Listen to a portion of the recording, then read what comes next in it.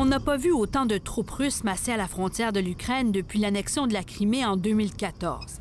Des vidéos captées dans les régions limitrophes montrent des chars et des armes lourdes traverser les villages.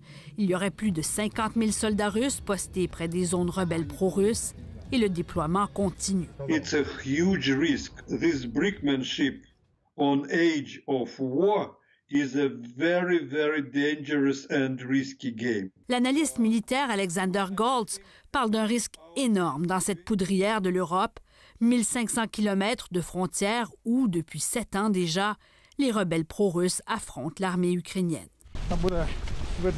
Et c'est là, au front, dans les tranchées même, que le président de l'Ukraine, Volodymyr Zelensky, s'est rendu vendredi pour plaider sa cause avec un journaliste du réseau CNN.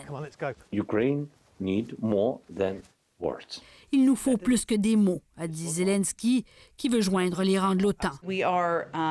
Concerned, as I've said in the past, but we've been, of course, watching it over the course of the weekend about the increasing aggression of Russian forces on the border.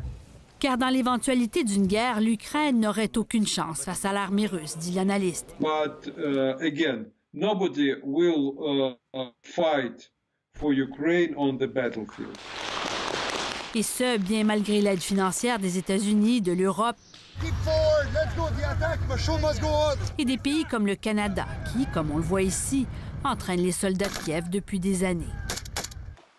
D'où la nécessité de négocier la paix, a dit le président turc, à qui Zelensky rendait visite durant le week-end.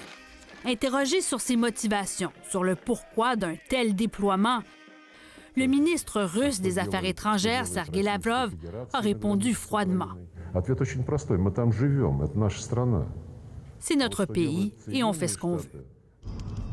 Si la Russie prétend tout de même que son déploiement militaire n'est qu'un simple exercice, son ampleur inédite n'en cache pas le potentiel de déstabiliser l'ordre mondial.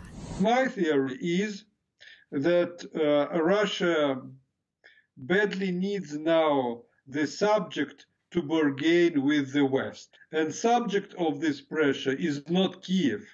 Si ce genre de diplomatie brutale a pour but de tester Joe Biden et les membres de l'OTAN, l'exercice est périlleux, avec des tonnes de munitions à portée de main de deux armées qui se dénigrent depuis des années.